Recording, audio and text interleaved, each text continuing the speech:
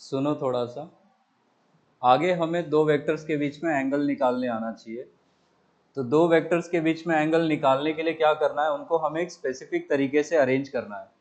या तो दोनों वेक्टर का टेल साथ में हो या फिर दोनों वेक्टर का हेड साथ में हो। ये जो एरो वाला पार्ट है इसको हम बोलते हैं वेक्टर का हेड है, और ये पीछे वाले पार्ट को हम बोलेंगे टेल। तो या तो आप हेड हेड साथ में कर दो या फिर टेल टेल। सपोज ऐसा किया आपने, इसमें हमने दोनों का क्या साथ साथ किया, हेड। और सपोज ऐसा कर दिया तो अब हमने दोनों का क्या साथ साथ किया है, टेल। तो अब एक एंगल ये है छोटा वाला और एक एंगल ये है बड़ा वाला। हमारा एंगल बिटवीन द वेक्टर्स कौन सा होगा, स्मॉलर एंगल। आ रहा है समझ में। यहाँ पे भी एक ये एंगल है कि ये पीछे वाला है, कौन सा वाला लेंगे हम, छोटा वाला। तो ये हो जाएगा हमारा एंगल बिटवीन द वेक्टर्स। आया समझ में।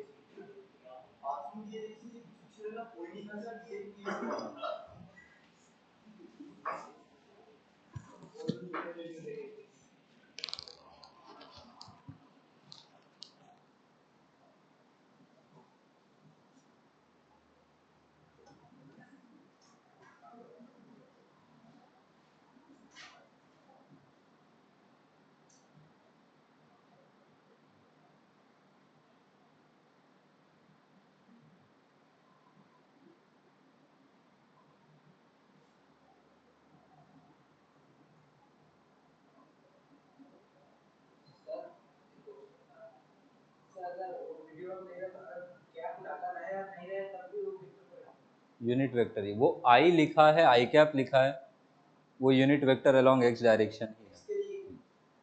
आई का मतलब ये वो एक्स का कंपोनेंट बताएगा, जे का मतलब वाई का कंपोनेंट और के का मतलब जेड का कंपोनेंट। नोट में हमने लिखा है कि किसी भी वेक्टर को पैरेलल टू इटसेल्फ शिफ्ट कर सकते हैं, उसमें कोई गड़बड़ी नहीं होगी। तो ये वेक्टर जो है इसको पैरेलल टू इटसेल्फ ऊपर नीचे लेफ्ट राइट इस प्लेन में कहीं भी शिफ्ट कर सकते हो, एंगल ओरिएंटेशन चेंज नहीं कर सकते हो। ओरिएंटेशन बदल जाएगा तो वेक्टर ही बदल जाएगा। आ रहा है समझ में? घुमा नहीं सकते हो, पैरेलल टू इटसेल्फ कहीं भी शिफ्ट करवा दो, that is allowed.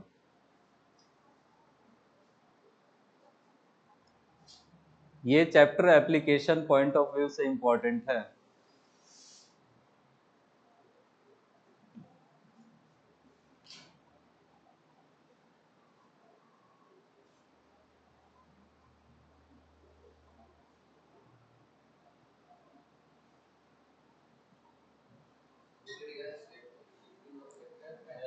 Parallel to itself is allowed, मतलब इस वेक्टर को हम इसके पैरेलल कहीं भी शिफ्ट करवा सकते हैं, ये मैं कहना चाह रहा हूं। यहां देखो, ये शिफ्टिंग का मतलब समझो। अब ये वेक्टर है, इसको मैं बिना ओरिएंटेशन चेंज किए यहां भी छोड़ सकता हूं, यहां भी कहीं भी रख सकता हूं, बट इसका डायरेक्शन चेंज नहीं कर सकता हूं, ऐसे नहीं कर सकता हूं। आ रहा है समझ में? पैरेलल टू इटसेल्फ कहीं भी लेके जा सकता हूं मैं, ठीक है? वो अभी करना भी पड़ेगा हमें, इसलिए लिखा है वो। लिख लिया यहां तक? चलो आगे।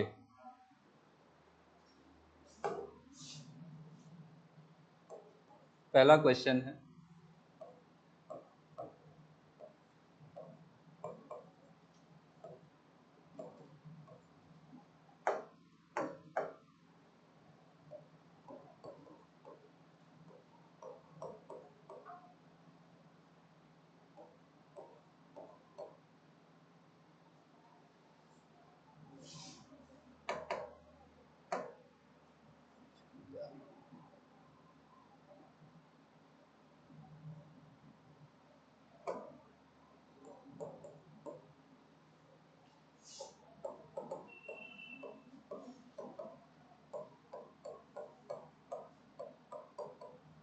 ये तीनों वेक्टर्स ही हैं, ए बी और सी।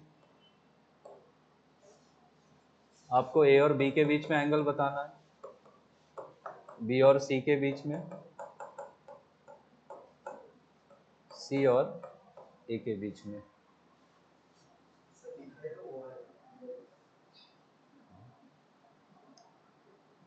किसका टेल टेल साथ में है? एक में शिफ्टिंग की जरूरत, दो में शिफ्टिंग की जरूरत ही नहीं पड़ेगी, एक में शिफ्टिंग करना पड़ेगा। ए और बी में क्या साथ में है? टेल टेल साथ में है, और ये क्या छोटा वाला ही एंगल है, तो ए और बी के बीच में कितना हो जाएगा आंसर? 70 डिग्री। किसका टेल टेल साथ में है? सी का। क्या यही छोटा वाला एंगल भी है? तो ये ए और सी के बीच में एंगल कितना होता? 40 डिग्री। लेकिन क्या बी और सी के बीच में 70 बोल सकते हैं? नहीं, क्योंकि इसका हेड है इधर और इसका टेल है, तो इसलिए हमें क्या करना पड़ेगा? किसी एक को शिफ्ट करना पड़ेगा। आ रहा है बात समझ में? जिसको शिफ्ट करेंगे, बी को भी शिफ्ट कर सकते हो, सी को भी कर सकते हो। मान लो सी को मैंने एज इट इज रखा, तो ये था हमारा सी वेक्टर। इस सी ने यहां पे हॉरिजॉन्टल से एंगल कितना बनाया था? 70 था। और बी जो यहां पे था, इसको क्या मैं थोड़ा सा आगे शिफ्ट कर सकता हूं ऐसा? बस बी जो इधर था, इसको मैंने सी के इधर लेके चला गया। अब दोनों का क्या साथ में आ गया? टेल।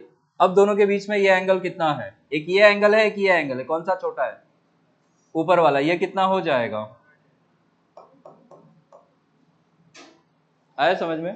तो वो एंगल कितना हो जाएगा? 110। तो जरूरी नहीं आपको हमेशा ही शिफ्ट करना पड़े।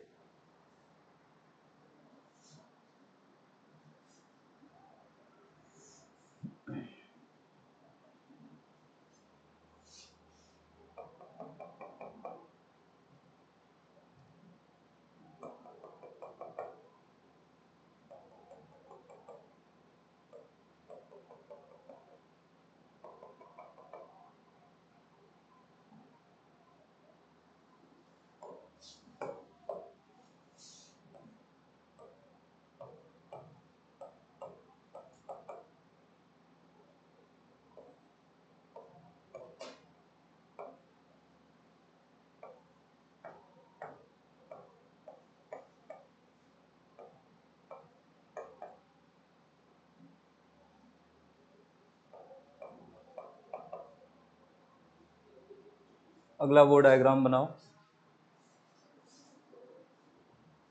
इसमें 4 वेक्टर्स हैं ए बी सी डी।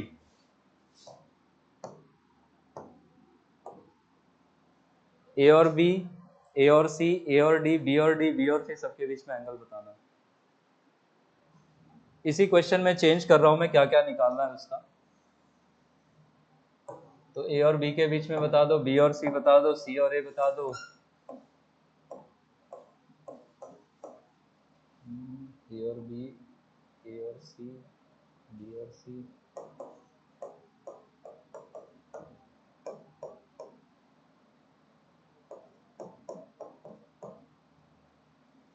तो हो गया।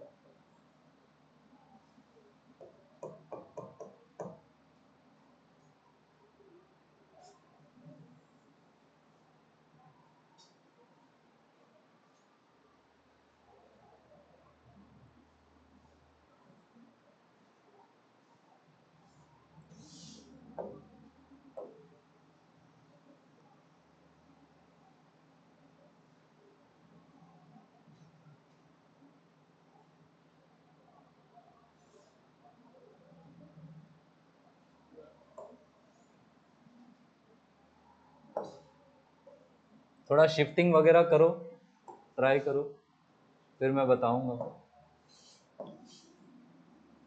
एक करके बताऊं?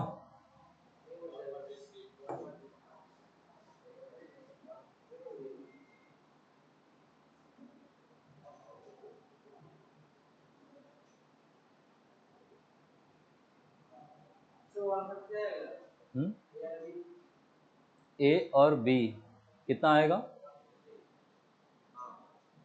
143। हाँ,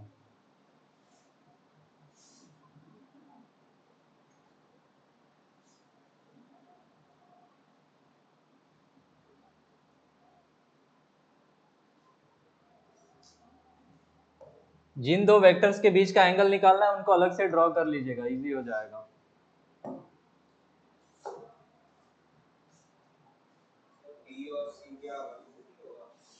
बी और सी क्यों 30 होगा? 60 ही होगा।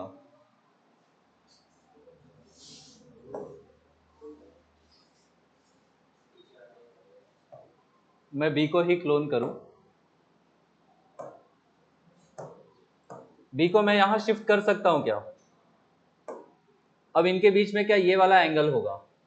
180 माइनस 37 कितना हो जाएगा? तो ये आंसर कितना हो जाएगा? 143। आप प्लीज सेपरेट बना लीजिएगा। बी और सी के बीच में निकालना है, अगेन बी को नीचे शिफ्ट कर दो।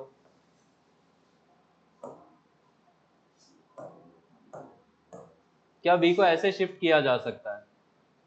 अब दोनों का टेल टेल साथ में आ गया तो कितना एंगल हो जाएगा? 60।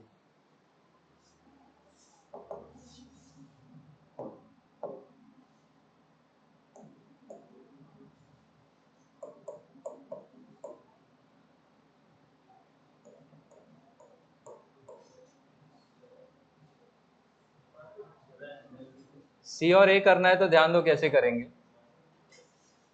सी और ए दोनों का एंगल क्या हॉरिजॉन्टल से ही दिया है, तो आप एक डॉटेड हॉरिजॉन्टल लाइन बना लोगे। अब ए ऊपर कितना डिग्री पे है? यहां से 37, और सी यहां से कितना डिग्री पे है? 60। अब दो एंगल्स है इनके बीच में, आपको ये वैल्यू निकाल के चेक करना पड़ेगा। एक ये एंगल है और एक ये एंगल। ये ऊपर वाला तो कितना हो जाएगा? यही छोटा वाला होगा, ये तो ऑब्ट्यूस है। ये वाला कितना हो जाएगा? रुक जाओ, एक वर्टिकल भी रेफरेंस के लिए बना ही लो।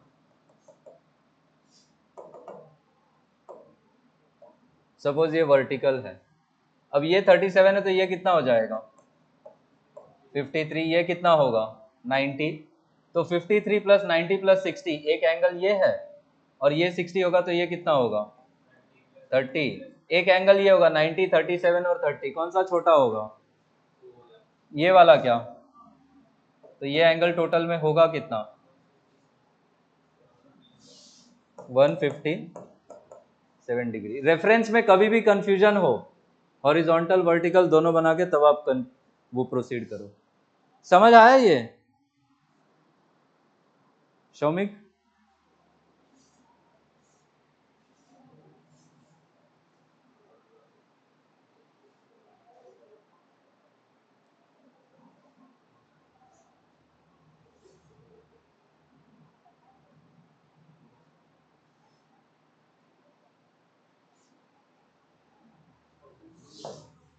बी और डी के बीच में निकालना है, बी को शिफ्ट कर लो उधर।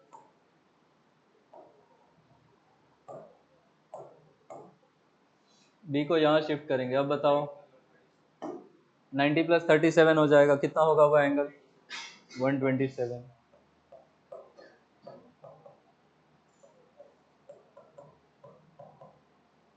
सी और डी के बीच में पूछा है।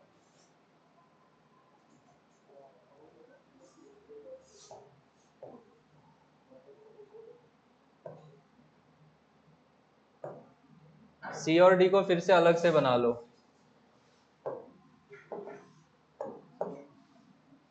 एक का एंगल आपको वर्टिकल से दिया है और एक का एंगल आपको हॉरिजॉन्टल से दिया है, दोनों को ओरिजिन पे सेट करो।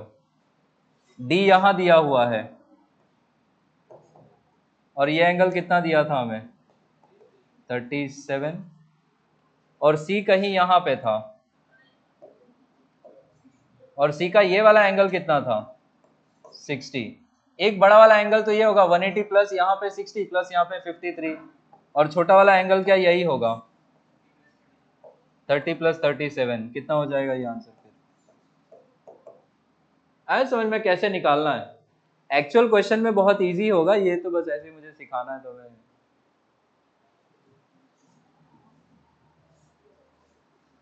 पॉइंट ये था, यहां से कंक्लूजन ये है कि आप शिफ्टिंग कर सकते हो। ठीक है, अनुलेखा सब समझ में आया? क्या हो गया भाई?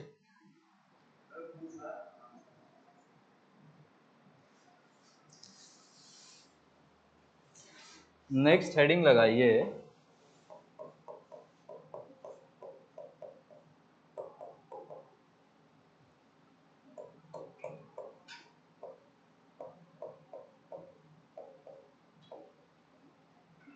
Properties of vectors. कुछ 2-3 पॉइंट लिखने हैं आपको।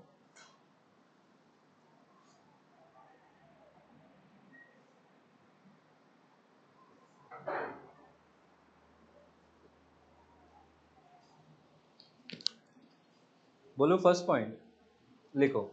इफ एनी वेक्टर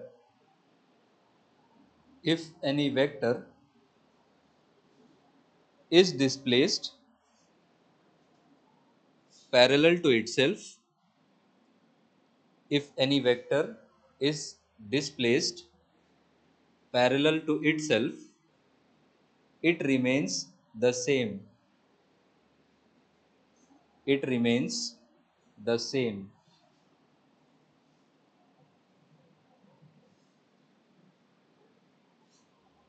ब्रैकेट में लिखो shifting is allowed. Within bracket shifting is allowed.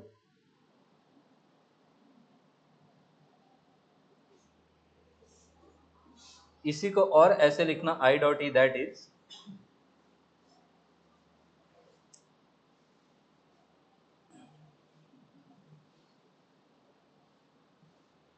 two vectors are said to be equal. Two vectors are said to be equal if they have same magnitude and same direction.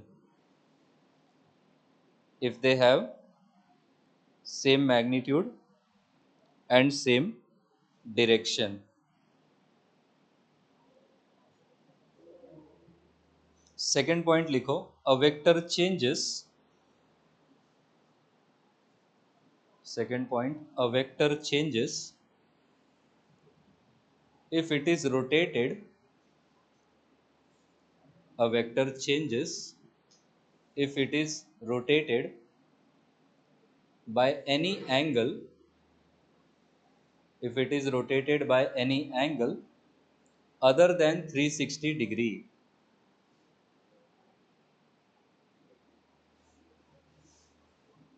Bracket में लिख लो और it's multiple, और it's integer multiple.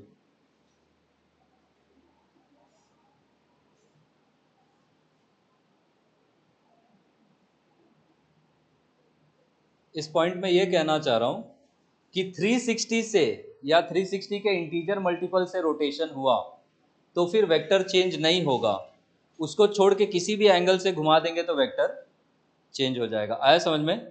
दो vectors को equal भी हम तब बोलेंगे जब दोनों का दोनों चीज सेम हो, मैग्नीट्यूड भी सेम हो और डायरेक्शन भी सेम हो।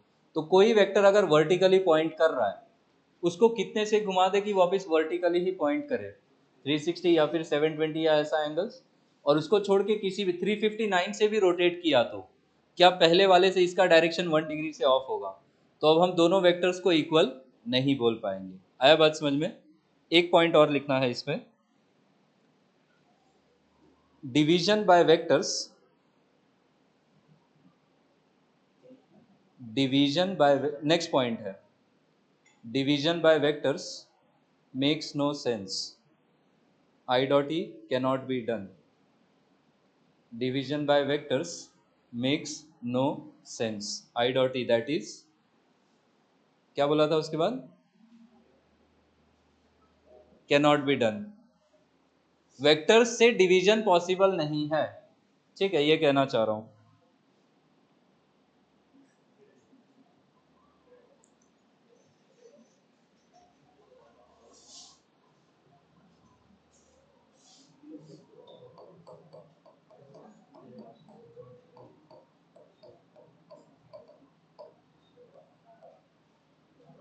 अगला हेडिंग टाइप्स ऑफ वेक्टर्स।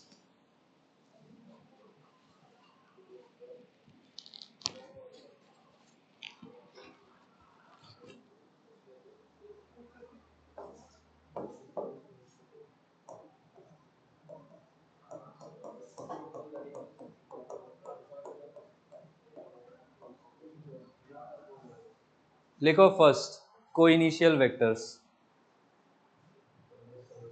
क्या होता है कोइनिशियल? पढ़े हो? किस किस के स्कूल में वेक्टर्स हो गया? या अभी शुरू ही नहीं हुआ है? अभी शुरू हुआ है, ठीक है। अगर दो वेक्टर्स का को इनिशियल का मतलब समझना, को मतलब कॉमन, अगर दोनों का इनिशियल स्टार्टिंग पॉइंट सेम है तो हम दोनों वेक्टर्स को कैसा बोलेंगे? को इनिशियल। लिखना इसमें, if any two vectors, if any two vectors have the same starting point,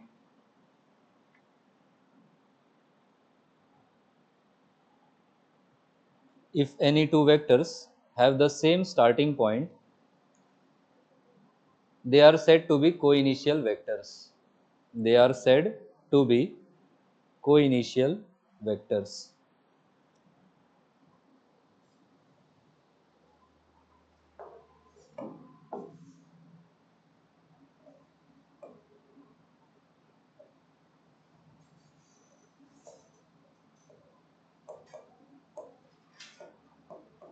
क्या ये दोनों का ही कॉमन स्टार्टिंग पॉइंट है? तो हम यहाँ पे ए और बी को कैसा बोलेंगे?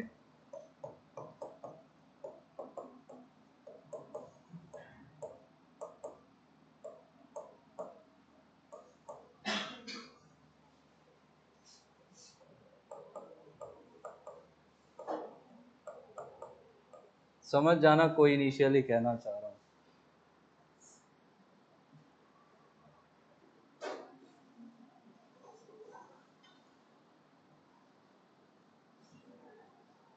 अच्छा, फिजिकल सिचुएशन में कैसे बोलेंगे कोई इनिशियल वेक्टर्स को? फिजिकल सिचुएशन में कैसे बोलेंगे दो वेक्टर्स वो हैं? जैसे कोई ऑब्जेक्ट रेस्ट पे है, क्या अपने आप मूव करने लगता है? नहीं। जब फोर्स लगाएंगे तो वो फोर्स क्या प्रोड्यूस करेगा? एक्सीलरेशन। उस एक्सीलरेशन की वजह से क्या चेंज होना शुरू होगा? वेलोसिटी। तो फोर्स और एक्सीलरेशन क्या जब तक साथ में ही लगेंगे, मतलब फोर्स आएगा तो एक्सीलरेशन प्रोड्यूस करेगा, तो वो फोर्स और एक्सीलरेशन कैसे हो जाएंगे? कोई इनिशियल। ठीक है, वो फिजिकल सिचुएशन की रही बात। आपसे डेफिनेशन ही एट मैक्स पूछेंगे, बना ही लो बगल में।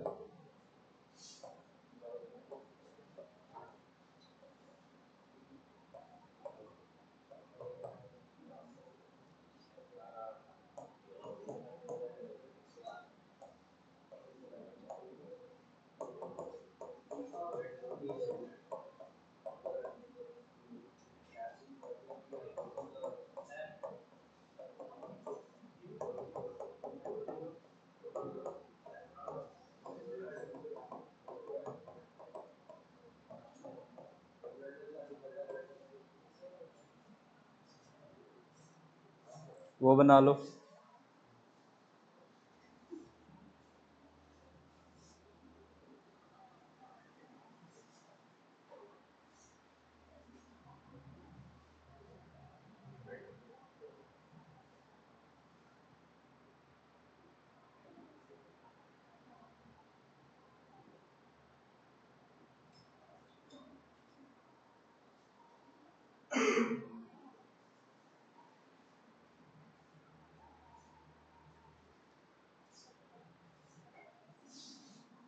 देखो अगला,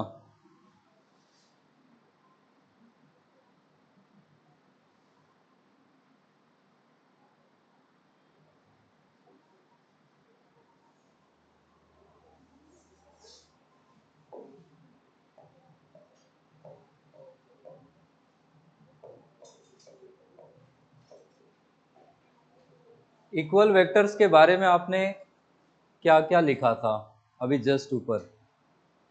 मैग्नीट्यूड भी सेम होना चाहिए और डायरेक्शन भी सेम होना चाहिए। फर्स्ट पॉइंट लिखना, if two vectors have the same magnitude, if two vectors have the same magnitude and same direction, if two vectors have the same magnitude and same direction, they are said to be equal vectors. They are said to be equal vectors. और एक point इसमें और लिख लो,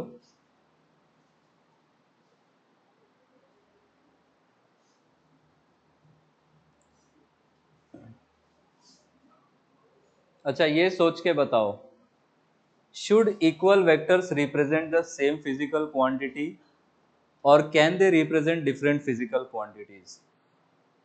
जो भी लिखा है उसके बिहाफ पे सोच के बताओ कि should they represent the same physical quantity or can they represent different physical quantities? Different हो सकता है। मैग्नीट्यूड में क्या क्या पढ़ाया था आपको यूनिट्स एंड मेजरमेंट्स में? न्यूमेरिकल वैल्यू और साथ में यूनिट, तो दो अलग अलग क्वांटिटीज का यूनिट कैसे सेम करोगे? आ रहा है समझ में? तो इक्वल वेक्टर्स को सेम फिजिकल क्वांटिटी भी रिप्रेजेंट करना पड़ेगा। आ रहा है बात समझ में? ये चीज है। तो एक पॉइंट इसमें और लिखना, they must represent the same physical quantity, they must represent the same physical quantity. Reason समझ आ रहा है क्यों? क्योंकि मैग्नीट्यूड का एक पार्ट यूनिट भी होगा। न्यूमेरिकल वैल्यू तो हम ऐसे भी बोल सकते हैं ना कि ये सपोज ये 10 न्यूटन का फोर्स वेक्टर है और इतना ही बड़ा मैं एक एक्सीलरेशन वेक्टर बना लूं 10 मीटर्स पर सेकेंड स्क्वायर। अब मैग्नीट्यूड सेम है, मैग्नीट्यूड मतलब न्यूमेरिकल वैल्यू सेम है, डायरेक्शन सेम है, पर यूनिट तो सेम नहीं है, तो टेक्निकली मैग्नीट्यूड तो सेम नहीं होगा। आ रहा है समझ में? ठीक है। नेक्स्ट वेक्टर जो लिखना है आपको, थर्ड वाला,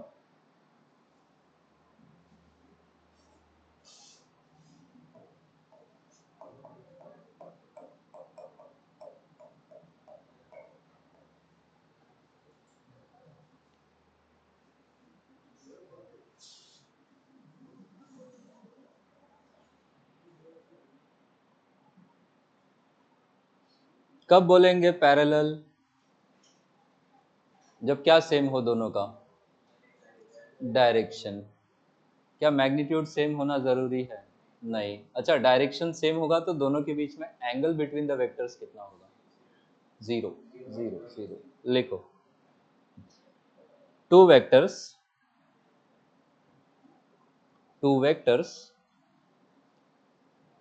having the same direction,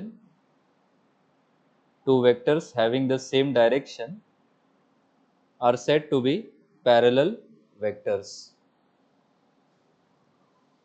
Two vectors having the same direction are said to be parallel vectors.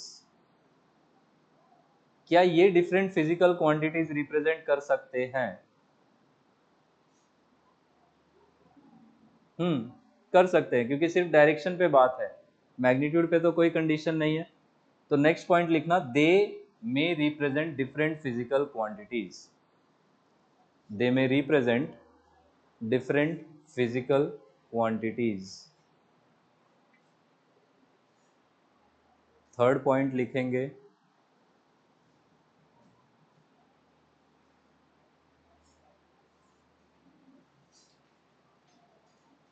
angle between two parallel vectors is कितना? 0। और इंपॉर्टेंट कंडीशन जो आपको लिखनी है, for any two vectors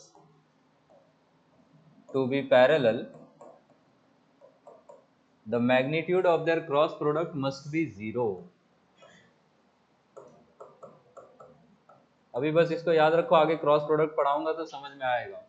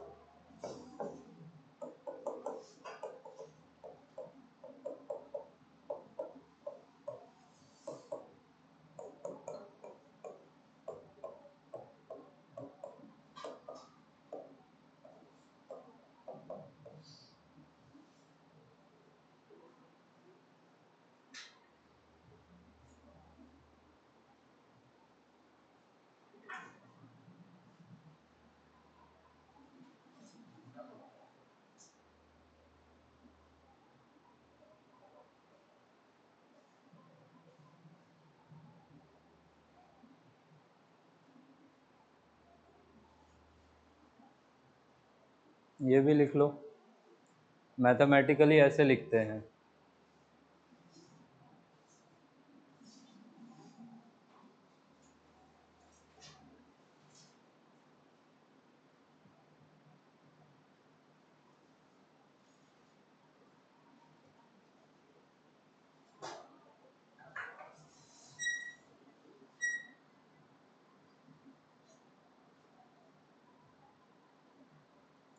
vectors का जो मल्टीप्लिकेशन है उसी को हम प्रोडक्ट बोलते हैं।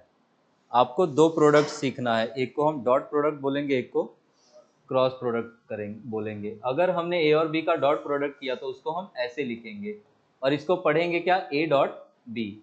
अगर हम उसका क्रॉस प्रोडक्ट कर रहे हैं तो हम ऐसे लिखेंगे और इसको हम पढ़ेंगे ए क्रॉस बी।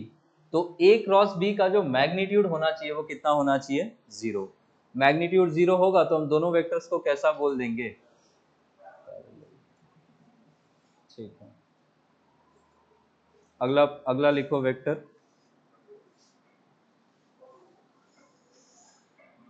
अगला है एंटी पैरेलल वेक्टर्स।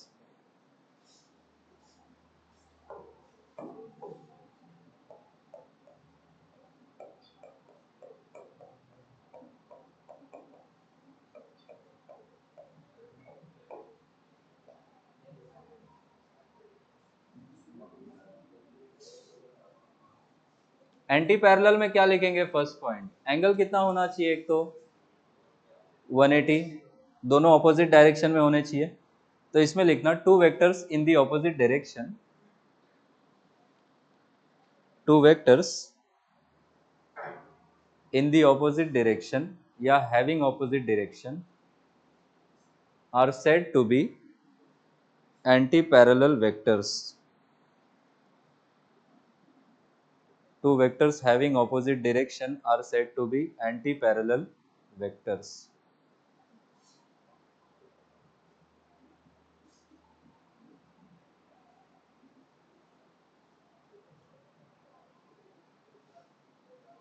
अगला पॉइंट लिखो, angle between anti-parallel vectors, the angle between anti-parallel vectors is 180.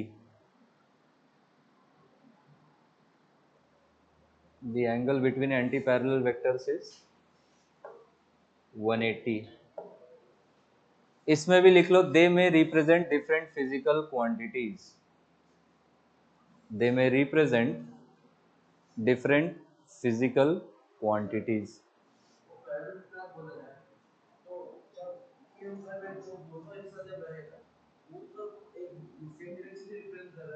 वो तो उनका सम सेम डायरेक्शन में आएगा, आ रहा है समझ में? प्रोडक्ट में हम अलग चीज करते हैं, ठीक है।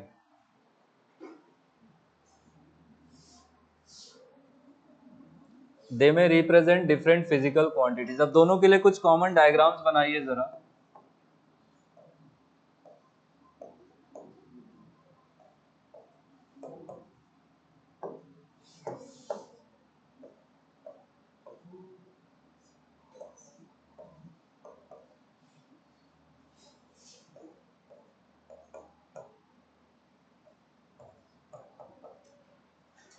बताओ कौन कौन पैरेलल, कौन कौन एंटी पैरेलल?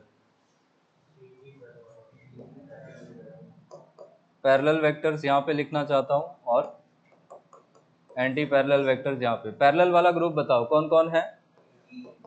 ए और डी है, और बी और ई है, और भी कुछ है क्या? नहीं। एंटी पैरेलल कौन कौन है? ए और सी है, सी और ए भी लिख सकते हो, डिफरेंस नहीं होगा उससे। और कौन एंटी पैरेलल है? डी और सी, और ई और एफ। ई और एफ एंटी पैरेलल है तो बी और एफ भी तो एंटी पैरेलल होगा, ठीक है, ये बना लो।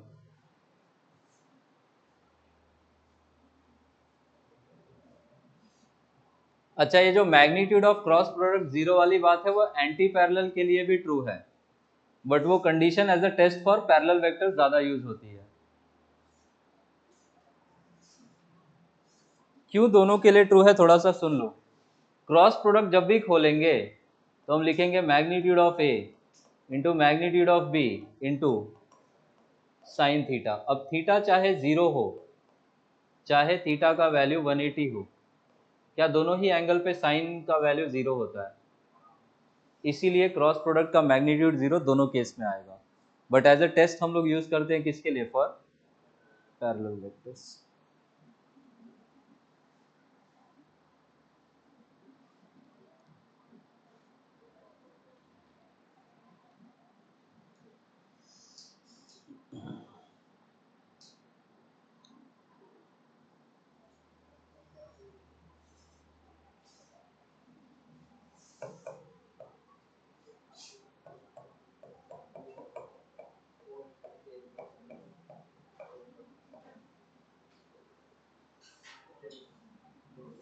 कोलिनियर का मतलब एक स्ट्रेट लाइन पे लाई करे। तो अब कोलिनियर वेक्टर्स हम उन वेक्टर्स को बोलेंगे जिनको हम शिफ्टिंग करके एक स्ट्रेट लाइन पे अरेंज कर सकते हैं। आया बात समझ में? ठीक है। तो कोलिनियर वेक्टर्स का मतलब क्या है? If any group of vectors can be arranged on the same straight line, तो हम उसको क्या बोलेंगे? कोलिनियर। बी ई एफ तीनों क्या सेम स्ट्रेट लाइन पे अरेंज हो सकते हैं, तो ये तीनों कैसे होंगे? कोलिनियर। डी को मैं शिफ्ट करके इसके ऊपर लेके आऊं, सी को नीचे लेके आऊं, तो ए डी और सी भी कैसे होंगे? कोलिनियर। आया समझ में? लिखना इसमें डेफिनेशन पहले। एनी ग्रुप ऑफ वेक्टर्स, दो से ज्यादा के लिए भी ट्रू है, any group of vectors which can be arranged along the same straight line, any group of vectors which can be arranged along the same straight line are said to be collinear vectors. are said to be collinear vectors. Next point लिखिए, they include both parallel comma anti parallel vectors. They include both parallel and anti parallel vectors.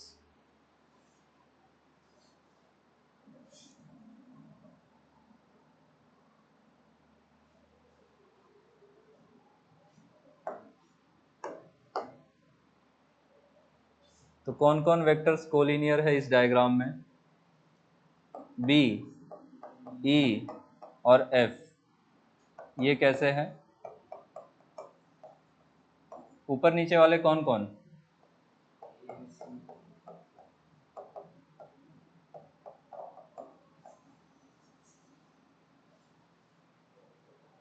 वो diagram वापस मत बनाना, बस यही लिख लो, एक arrow खींच देना कि उसी डायग्राम के रेफरेंस में है.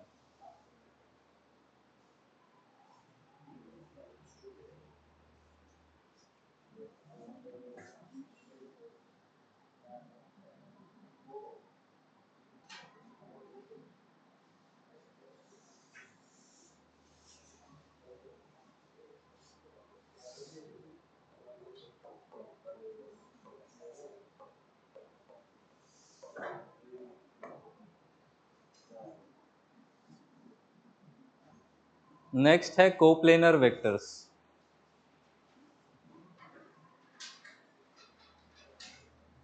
एक प्लेन बनाने के लिए मिनिमम कितनी स्ट्रेट लाइंस चाहिए होती है? 4. एक से कैसे प्लेन बनाओगे? ये स्ट्रेट लाइन है, इससे तो इनफाइनाइट प्लेन पास हो सकती है ना. दो स्ट्रेट लाइंस लोगे तो एक प्लेन कंस्ट्रक्ट कर सकते हो. आ रहा है बात समझ में? तो कोई भी दो सेट ऑफ वेक्टर्स को हम ऑलवेज क्या बोलेंगे? कोप्लेनर. सपोज एक ऐसा है एक ऐसा है, तो इन दोनों को भी क्या एक प्लेन में सेट किया जा ही सकता है. ठीक है. सपोज ये ऐसा ऐसा हो, आप ऐसा प्लेन बना सकते हो, ऐसा. ठीक है. तो इसमें लिखना एनी टू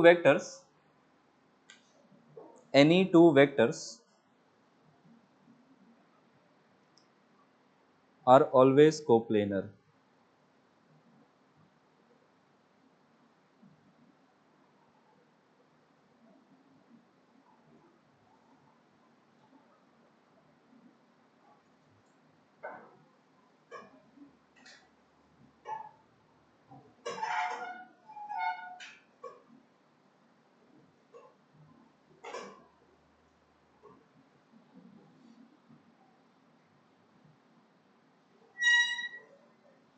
नेक्स्ट लिखो,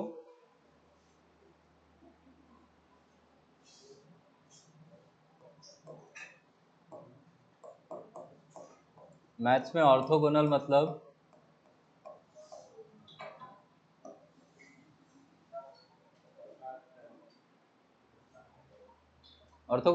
परपेंडिकुलर. ठीक है. दो स्ट्रेट लाइंस को ऑर्थोगोनल कब बोलते हैं? जब उनके बीच में कितना एंगल हो? 90 डिग्री. लिखो इसमें ऑर्थोगोनल वेक्टर्स हेडिंग लगा के. if angle between two vectors is 90 degree, if angle between two vectors is 90 degree, they are said to be, if angle between two vectors is 90 degree, they are said to be orthogonal vectors.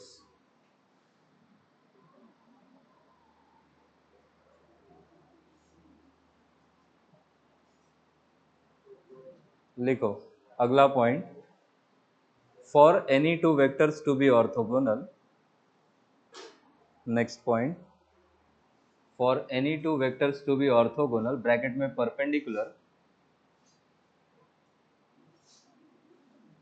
for any two vectors to be orthogonal, their dot product must be 0. Their dot product must be 0।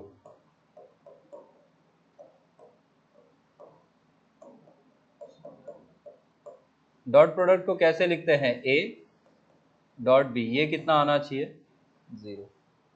Orthogonality का condition है, दो vectors perpendicular कभी भी हैं तो आप उनका dot product physics में कैसा कर दोगे, 0। ये एज अ कंडीशन यूज होगी चैप्टर 2 में ही, तो ये लिख लो। अगर a और b परपेंडिकुलर है तो a डॉट b कितना हो जाएगा, 0।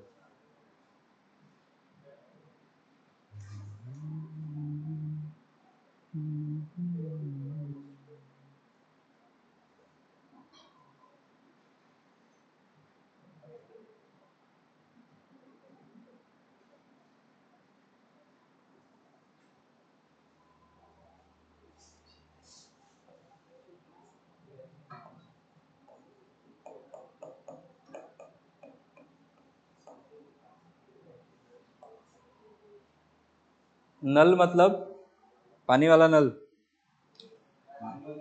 0। तो जिस वेक्टर का मैग्नीट्यूड 0 होगा हम उसको क्या बोलेंगे, वो नल वेक्टर है। किसी वेक्टर का मैग्नीट्यूड अगर 0 हो जाए तो वो पॉइंट में रिड्यूस हो जाएगा। क्या पॉइंट का कोई डायरेक्शन होता है, नहीं। तो फर्स्ट पॉइंट लिखना इसमें नल वेक्टर में, if magnitude of a vector is 0,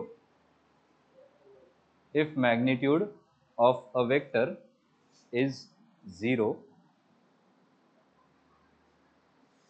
then it is said to be a null vector.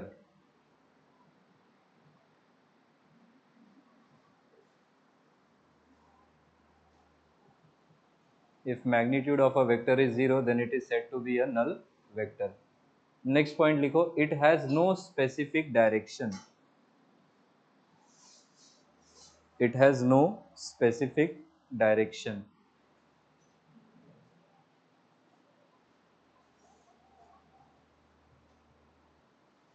One D पढ़ लिए। वन डी में अपन तीन वेक्टर क्वांटिटीज पढ़ते हैं, डिस्प्लेसमेंट, वेलोसिटी और एक्सिलरेशन। कोई नल वेक्टर का एग्जांपल बताओ।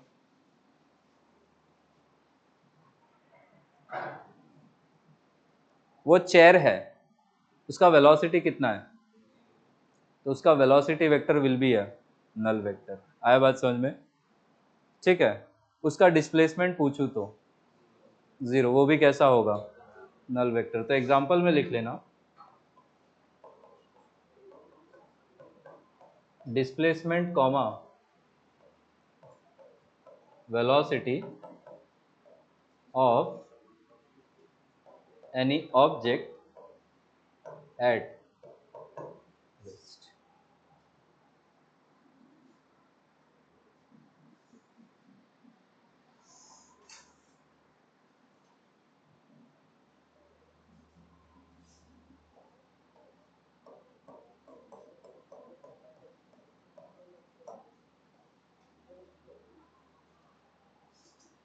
नेक्स्ट है यूनिट वेक्टर।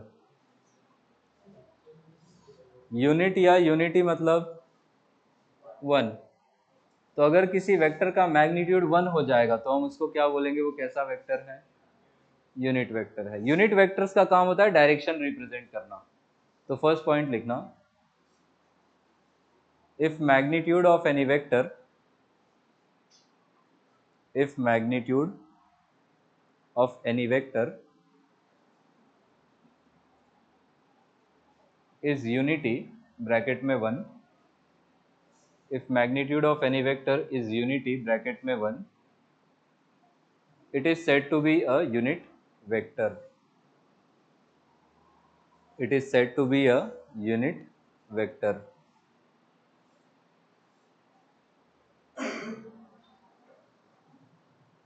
सेकेंड पॉइंट में लिखना, they are used to represent direction of any vector.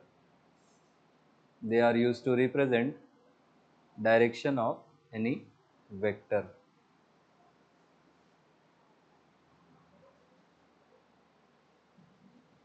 They are used to represent direction of any vector. यहाँ सुनो, अब लिखना मत कुछ, थोड़ा सा सुनो। लास्ट क्लास में हमने बात करी थी कि किसी भी वेक्टर के कितने पार्ट्स होते हैं, 2। एक क्या होता है उसका मैग्नीट्यूड, और साथ में हमने क्या लगाया हुआ था डायरेक्शन के लिए, क्या हम ऐसा ए कैप यूज करते हैं। तो इसको तो हम बोलेंगे ये हमारा क्या है वेक्टर ए, इसको हम क्या बोलेंगे मैग्नीट्यूड किसका, मैग्नीट्यूड ऑफ वेक्टर ए, और इसको हम बोलेंगे this is what unit vector along vector A. यहां से ए कैप का फॉर्मूला क्या बनेगा, तो ए वेक्टर अपॉन उसका मैग्नीट्यूड। तो किसी भी वेक्टर के अलोंग आपको यूनिट वेक्टर निकालना है, तो आप उस वेक्टर को सिंपली किससे डिवाइड कर दोगे, उसके मैग्नीट्यूड से। मैग्नीट्यूड निकालने की बात हुई थी लास्ट क्लास में, अंडर रूट में ए स्क्वायर प्लस ए वाई स्क्वायर प्लस ए जेड स्क्वायर, वैसे ही ये लिख लो इतना।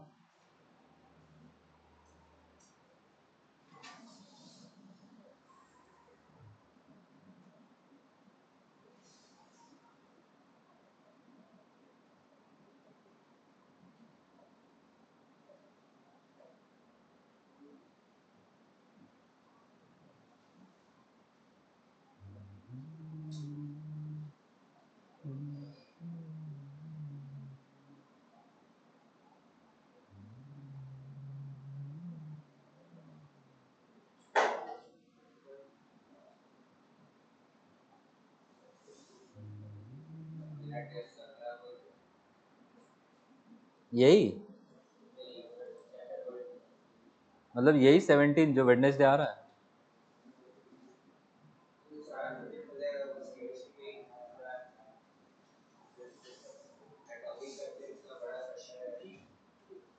फिजिक्स में तो 12th में पढ़ोगे।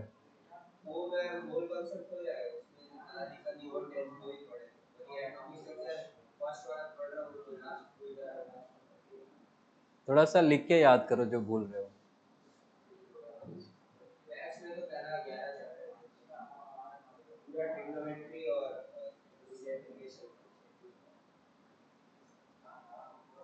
इंटीग्रेशन डिफरेंशिएशन तो यहाँ पे पढ़ ही लिया ऑलमोस्ट।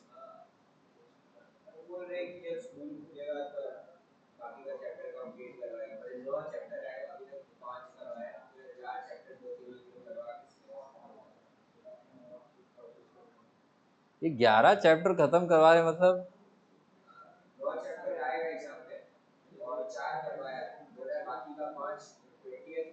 जब से स्कूल शुरू हुआ तब से 9 चैप्टर हो गए। कितना है 11th मैथ्स में?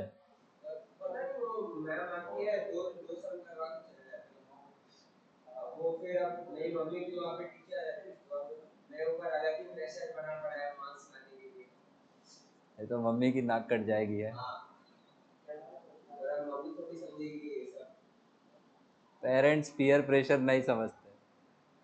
पेरेंट्स के लिए आप ट्रॉफी हो, मैं भी था मेरे घर वालों के लिए, तो फुल प्रेशर था। और मेरे केस में तो ऐसा था कि मेरे बड़े भैया का आईआईटी नहीं हुआ था, और सिचुएशन ऐसा नहीं था कि वो एक और साल ड्रॉप ले लेते, वो एक और साल ले लेते तो निकल जाता, बट घर वालों को दिखा कि चलो उसका नहीं हुआ, एनआईटी वेनआईटी क्लियर था, तो मैं पेट प्रोजेक्ट था कि मैं भी पढ़ने में तेज था, मैं साथ में था, भैया तो हॉस्टल में भी थे, तो I was the pet project. तो 7 बजे के बाद घर से निकल नहीं सकता हूँ, दोस्त को घर पे बुला नहीं सकता हूँ, दोस्त के घर पे जा नहीं सकता हूँ, खेलने चला गया अगर बैटिंग कर रहा हूँ मम्मी आ गई तो बैटिंग छोड़ के आ रहा हूँ, तो क्या बोलूँ। पेरेंट्स का खेल देखो अलग है। इंडिया में पैशन वैशन they don't understand that. India में पढ़ाई ही पैशन है, क्योंकि रिसोर्सेस का इतना मारा मारी है ना, कि one of the easiest ways अपना लाइफ चेंज करने का एजुकेशन। इसीलिए घर पे भी आपसे बोला जाता है कि पढ़ लो पढ़ लो पढ़ लो।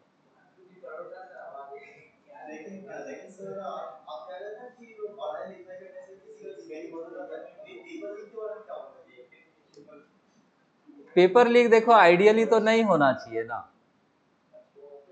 क्योंकि आप क्या बोलूं मैं, बच्चा जो साल भर प्रिपेयर किया है, मेरी जिस स्टूडेंट का 695 आ रहा था नीट में, अब वो खुद परेशान परेशान रहती है, उसका मैसेज आता है कि सर पता नहीं नेक्स्ट टाइम उसी लेवल पे स्कोर होगा नहीं होगा, कम हुआ ज़्यादा हुआ, क्योंकि 695 पे तो प्रीटी मच उसको कोई ना कोई एम्स मिल जाता।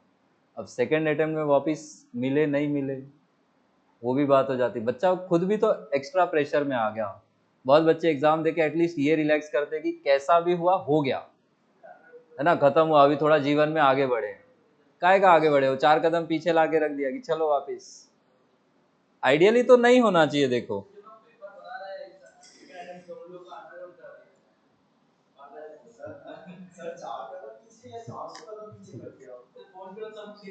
आपको 400 कदम पीछे भी क्या, आपका पैर पे भी 2 लाठी मार दिया है कि अब चल के दिखा, दौड़ के दिखा।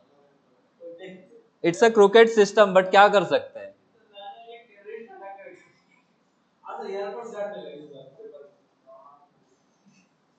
अभी कोई पूछेगा आप एयरफोर्स में क्यों जाना चाहते, तो बोलेगा मैं नीट के पेपर की रक्षा करना चाहता हूँ, देश की रक्षा होती रहेगी। कोई सेंस है इस बात।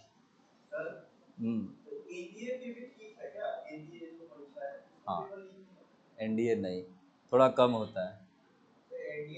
नीट में एक्चुअली ऐसा है ना कि प्राइवेट कॉलेजेस में एडमिशन्स के लिए आपको करोड़ों रुपए देने पड़ते हैं, तो उतना कुछ लोगों के पास तो है उतना देने के लिए, बाकी एग्जाम्स में उतना देते नहीं हैं।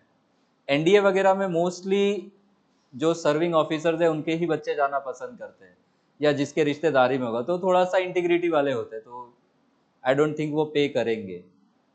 ठीक है, बट नीट में अभी सपोज मैं डॉक्टर हूँ, मेरा हॉस्पिटल है और मेरा बच्चा फुल गधा है, तो मैं तो यही चाहूंगा ना कि मैं अपने हॉस्पिटल का जिम्मेदारी कल को इसी नालायक को दूं, हाउस एवर नालायक ही में भी, बट मैं बाहर वाले को तो नहीं दूंगा ना रिस्पॉन्सिबिलिटी। तो अब मेरा टारगेट यही होगा कि मुझे भी पता है, मैंने बचपन से देखा है कि वो नहीं होगा उससे, तो मैं इजी एक्सेस के लिए या तो मैं उसको प्राइवेट कॉलेज में डाल दूं कि नाम का उसको डिग्री मिल जाए और कल को कोई डॉक्टर ही मेरा हॉस्पिटल मैनेज करे, या फिर मैं किसी कहीं पे पैसा देके पेपर आउट करवा लूँ या सीधे कॉलेज में भर दूं। तो अब कॉलेज में भर के देने से वो आप उतना शो ऑफ नहीं कर सकते हो ना। आपने अलग से पेपर वेपर जुगाड़ लिया। एक मैंने सुना था कि उसके पापा ने 10 लाख लेके पेपर दिया, फिर भी 137 मार्क्स या ऐसा ही कुछ आ रहा है 150 के नीचे। ये अभी तो एक टीचर है, वो बोल रहा है कि मुझे सपना में आता है कि ये क्वेश्चन आएगा, मैं बच्चा लोग को दे देता हूं। और वो पेपर लीक करवा दिया था अपने कोचिंग में, और रिपोर्टर पूछा तो बोल रहा है कि मेरे सपने में आते हैं भगवान। सर जो भी सी होगा, इस देश का कुछ नहीं हो सकता है। इसलिए मैं अपने बच्चों से कहता हूँ यूजी यहीं से करो, अच्छे कॉलेज से। अच्छे कॉलेज में प्रोफेसर्स का लिंक मिल जाएगा बढ़िया, उनका रिकमेंडेशन यूज करके पीजी करने फॉरेन जाओ, मत लौटो। मेरे बहुत सारे दोस्त हैं यूजी की हम लोग के साथ बीटेक खड़गपुर से, फॉरेन गए, अब नहीं आ रहे वो, उनका घर वापसी नहीं हो रहा है। ठीक है, तो मैं अपने बच्चों से भी यही बोलता हूँ कि भाई जाओ उधर, हवा अच्छा है, पानी अच्छा है, वर्क प्लेस अच्छा है, वर्क लाइफ बैलेंस अच्छा है। यहाँ पे आप खुद भी स्ट्रगल करोगे, अपने बच्चे के लिए भी स्ट्रगल करते रह जाओगे जीवन भर, तो क्यों रहना है आपको इधर। जिनके पास रिसोर्सेस है वो जा रहे हैं, जिनके पास नहीं वो यहीं पे भीड़ लगाएंगे, क्या करें, ऑप्शन क्या है अंटिल कुछ सिस्टमिक चेंज हो। That is not happening in the near future. खैर हम वेक्टर्स पढ़ लें, कितना इधर उधर का बात करेंगे। अच्छा, इसी यूनिट वेक्टर में ये लिखना, to represent direction along, to represent, आगे इसी में लिखना, to represent the direction along x axis, y axis and z axis, to represent directions along x axis, y axis and z axis, we use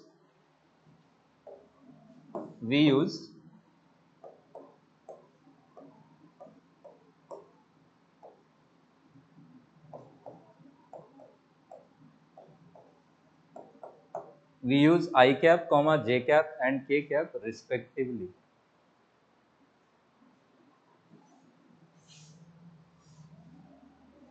We use I cap, j cap and k cap respectively. I cap किस direction का unit vector था, तो इसको हम बोलेंगे this is the unit vector. अच्छा, कौन सा एक्स एक्सिस, पॉजिटिव या नेगेटिव, पॉजिटिव, इसी को x डायरेक्शन भी लिख देते हैं।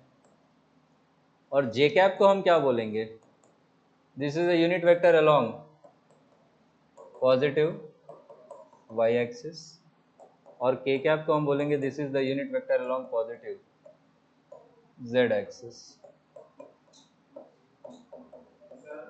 जब हमारे स्कूल में वो ये वेक्टर पढ़ाया जा रहा था ना, मैं मंडे को स्कूल गया था क्योंकि स्कूल खुला था उस समय। तो उस समय एक लड़का कह रहा था, एक लड़का पूछा था, ज्ञानी लड़का, कि 4 डिमेंशन के लिए कौन सा वेक्टर, कौन सी वेक्टर? 4 डायमेंशन जो टेक्निकली होता है, अब स्पेस में 4 डायमेंशन तो इमेजिन भी नहीं कर पाएंगे, बट हम लोग जो एज ह्यूमंस, हम लोग अगर 4 डायमेंशन की बात करते तो 3 तो ये एक्स वाई जेड स्पेस वाला है, चौथा टाइम को बना लेते हैं।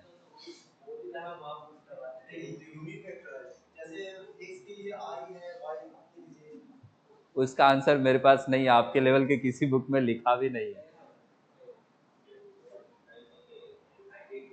ये तो वो बताएगा जो 4D में रह रहा है कि भाई तूने मैथ्स में क्या सीखा, वो बताएगा। हम लोग तो 3D क्रीचर्स हैं।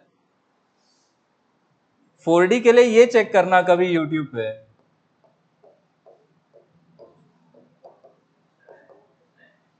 इसको 4D का क्यूब बोलते हैं।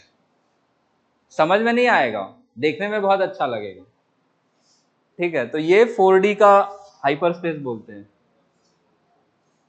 अच्छा ये बताओ, ये तीनों ही कैसे वेक्टर्स हैं? यूनिट वेक्टर्स हैं, और इन तीनों का ही फिर मैग्नीट्यूड कितना होना चाहिए? 1। ये भी लिख लो।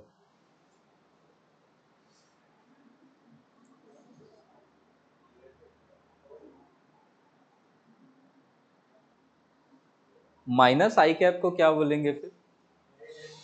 Unit vector along negative x axis. Minus j cap negative y, और माइनस के कैप।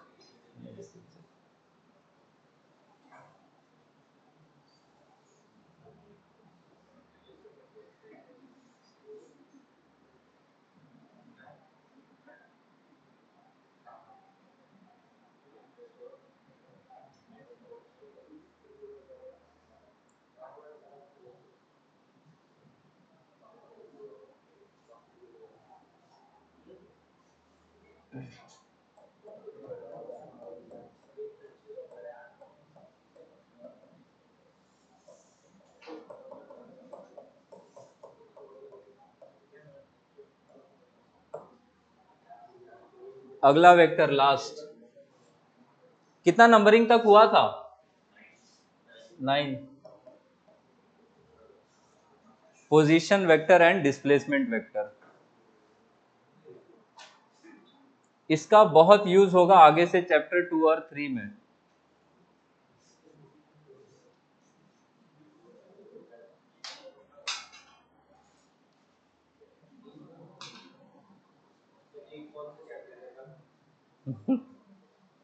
पता नहीं यार, नंबरिंग ऊपर नीचे हो जाता होगा। Units and measurements first, 1D second, 2D third. Vector vector को, वेक्टर बेसिक मैथ्स पे चैप्टर थोड़ी है, ये तो टूल्स हैं जो फिजिक्स में यूज होंगे। कि स्कूल वाले इनको भी चैप्टर गिन लेते होंगे, बट मेरे लिए वो चैप्टर्स नहीं है। दे आर, पहले तो मैं बेसिक मैथ्स पहले ही पढ़ा देता था, तो स्कूल में यूनिट्स मेजरमेंट्स का एग्जाम आ गया, मेरा बेसिक मैथ्स ही चल रहा है, फिर मैंने चेंज किया कि नहीं नहीं ऐसे नहीं चलेगा।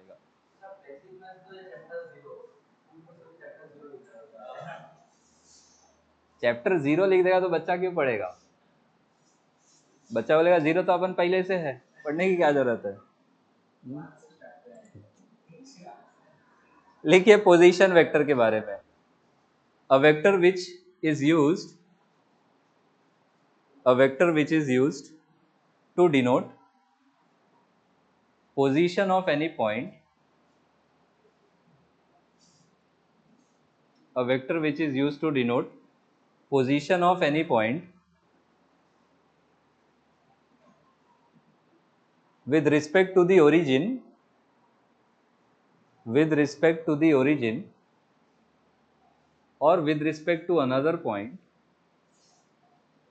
with respect to the origin or another point, is called position vector.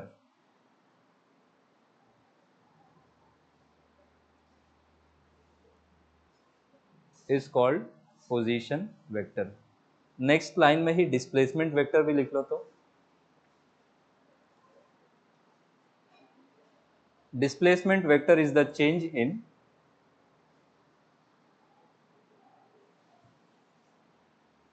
displacement vector is the change in position vector. Displacement vector is the change in position vector.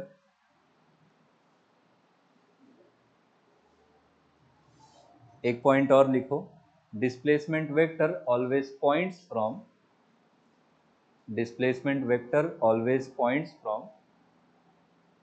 initial towards the final position. Displacement vector always points from initial to the final position. कुछ लिखना मत, अब दोनों ही inter related है, इसको समझना। पहले मैं पोजीशन वेक्टर समझाता हूं। ये एक्स एक्सिस है, ये सपोज वाई एक्सिस है, एक्स वाई प्लेन है। यहाँ पे कोई पॉइंट है, इसको हमने बोला पॉइंट 1 सपोज, और यहाँ पे हमने बोला कि ये कोई पॉइंट है 2, और अभी हम ओरिजिन ले रहे हैं, ठीक है। तो ओरिजिन से पहली पॉइंट की तरफ जो वेक्टर पॉइंट करेगा, इसको हम बोलेंगे this is the position vector of point 1, ठीक है। तो ओरिजिन से 1 की तरफ जिसने पॉइंट किया, इसको हम बोलेंगे ये किसका पोजीशन वेक्टर है, पॉइंट 1 का, ठीक है। इसी लॉजिक से हम बी से, ये बी से कह रहा हूं, ओरिजिन से दूसरे वाले पॉइंट तक अगर कोई वेक्टर ले जाए, ये वाला, इसको हम किसका पोजीशन वेक्टर बोलेंगे, पॉइंट 2 का। तो पोजीशन वेक्टर को आर से रिप्रेजेंट करते हैं, तो इसको हम क्या बोल देंगे, this is position vector of point 2। अब ध्यान से समझना, ये R1 R2 किसके पोजीशन वेक्टर है, पॉइंट 1 एंड 2, किसके रिस्पेक्ट में, ओरिजिन के रिस्पेक्ट में, ठीक है।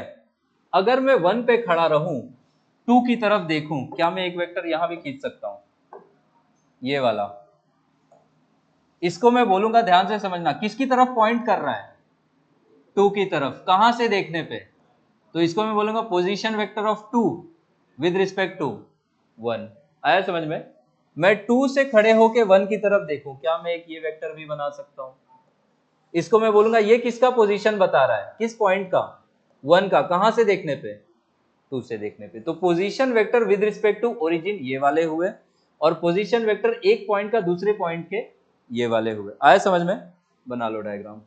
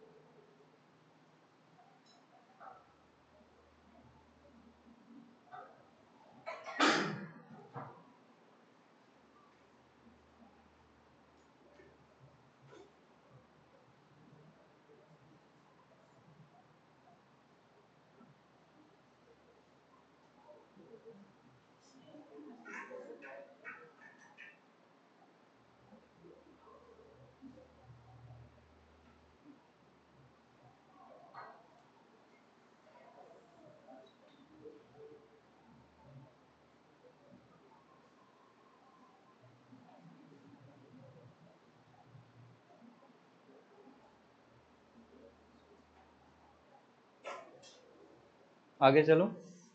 अब सुनो, अगर सपोज पार्टिकल इनिशियली ओरिजिन पे था और घूम के पॉइंट 1 पे चला गया, तो यही वेक्टर जो इनिशियल से फाइनल की तरफ पॉइंट कर रहा है, यही उसका कौन सा वेक्टर हो जाएगा? Displacement vector. आया समझ में? कोई पार्टिकल ओरिजिन से पॉइंट 2 पे चला गया, तो ये इनिशियल से फाइनल की तरफ पॉइंट करता हुआ, यही अब उसका क्या हो जाएगा? Displacement vector. आ रहा है समझ में? सपोज पार्टिकल 1 से 2 की तरफ गया, तो ये R21 उसका क्या हो जाएगा? Displacement vector. ठीक है। अब डिस्प्लेसमेंट वेक्टर जब भी निकालना है तो हम हमेशा फाइनल माइनस इनिशियल करेंगे। कैसे करते हैं इसको ये समझो। अगर हमें कोऑर्डिनेट दिया है पॉइंट 1 का, सपोज पॉइंट 1 का कोऑर्डिनेट्स है x1,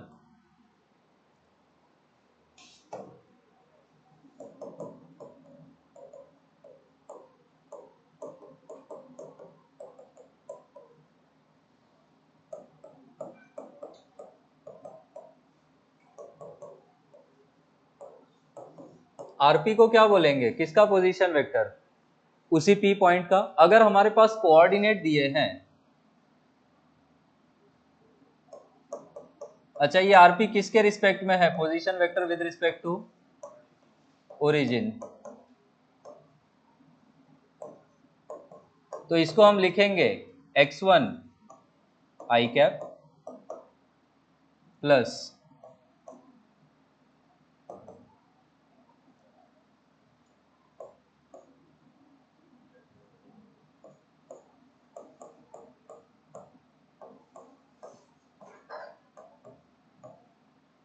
ऐसा लिखते हैं।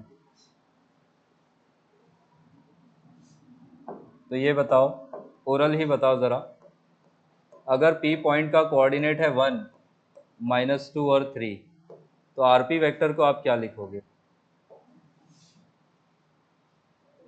x वाले के साथ क्या लगा देना है आपको? i कैप प्लस, यहाँ पे ये कितना हो जाएगा? -2 j cap plus 3 k cap. अब इसको -2 j कैप भी लिख सकते हो। ठीक है। तो कोऑर्डिनेट दिया होगा तो ओरिजिन के रिस्पेक्ट में डायरेक्टली x वाले के साथ i कैप, y वाले के साथ j कैप और z वाले के साथ क्या लगा दोगे? k cap. आपको क्या मिल जाएगा? Position vector. Obviously with respect to कहाँ से मिलेगा ये? ओरिजिन।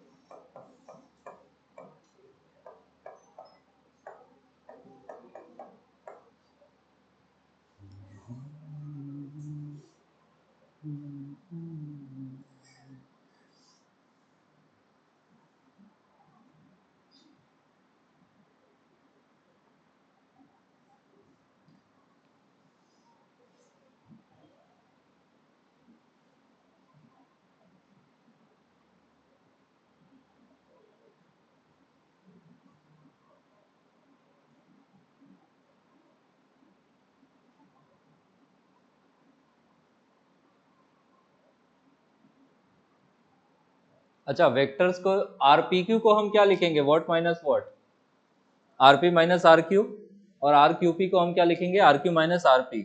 तो आई कैप वाले को आई कैप में से घटाना है, जे कैप वाले को जे कैप में से, और के कैप वाले को के कैप में से, बस यही काम करना है। एडिशन में भी सेम, आई कैप ऐड होगा, जे कैप ऐड होगा, के कैप ऐड होगा।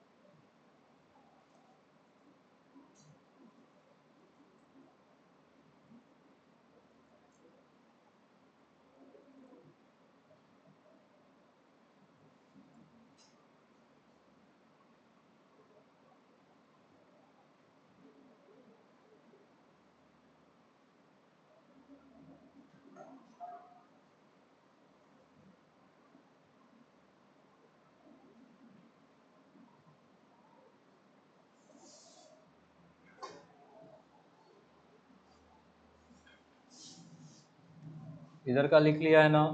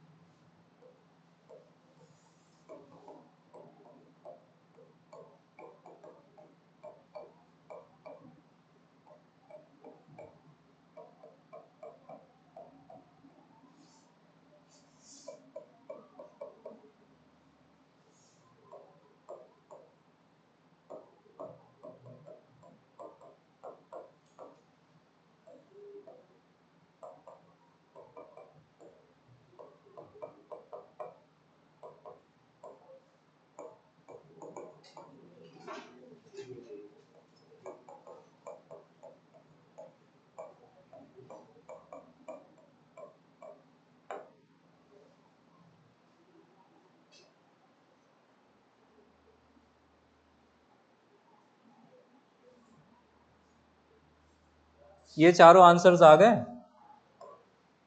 आरपी वेक्टर कितना लिखे, 2 आई कैप, 0 जे कैप और -5 के कैप। क्यू को क्या लिखे, -i कैप, +4 जे कैप और -k कैप। RPQ करने के लिए हम किस में से किसको माइनस करेंगे, RP माइनस RQ। तो इसमें से ये i कैप माइनस करेंगे, 2 माइनस ऑफ -1, 3 आई कैप हो जाएगा। 0 -4 करेंगे तो -4 जे कैप हो जाएगा, और -5 + 1 करेंगे तो ठीक हुआ।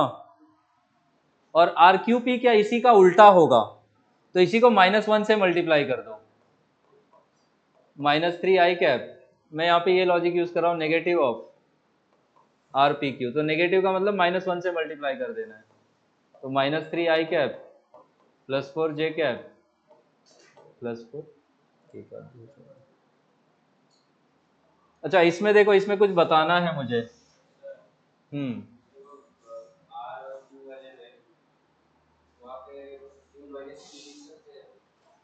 इसमें हाँ, RQ माइनस RP, आंसर वही आएगा। दोनों वेक्टर्स एक दूसरे के जब भी ऑपोजिट होंगे ना, -1 माइनस लगा देते दोनों के बीच में। वो माइनस साइन यही बताता है कि these two vectors are opposite to each other, बस इतना। हाँ, डिस्प्लेसमेंट वेक्टर में देखो कैसे करना होता है, इसमें प्लीज मिस्टेक नहीं करना है, आगे यही टॉर्क वॉर्क निकालने में भी काम आएगा। पहले आप दोनों पॉइंट्स को बना लेंगे, एक पॉइंट ए था और दूसरा पॉइंट क्या था, बी था। हमारा पार्टिकल कहां से कहां जा रहा है, ए से बी की तरफ, तो हम एक एरो बनाएंगे ए से बी की तरफ। अब ये जो एरो है यही आपका क्या है, डिस्प्लेसमेंट वेक्टर है। इसी डिस्प्लेसमेंट वेक्टर को जब हम लिखेंगे तो इसका डायरेक्शन इनिशियल से फाइनल होता है, पर इसका वैल्यू निकालने के लिए हम हमेशा फाइनल माइनस इनिशियल करेंगे। इसी को मैं वेक्टर, इस वेक्टर को क्या नाम लिख सकता हूं, किसकी तरफ पॉइंट कर रहा है, बी की तरफ कहां से देखने पे, आर बी ए को हम क्या लिखेंगे, R B minus R A. अब जब भी बी माइनस ए करना है तो इसके एक्स वाले में से इसका एक्स माइनस करो, आई कैप लगा दो, वाई में से वाई माइनस करो, जे कैप कर दो, इसमें से ये माइनस कर दो, के कैप कर दो। वो डायरेक्ट आपको करना है, ठीक है, यही बताना था मुझे। और उसके पीछे का लॉजिक ये है, आप तोड़ के ऐसा लिख सकते हो।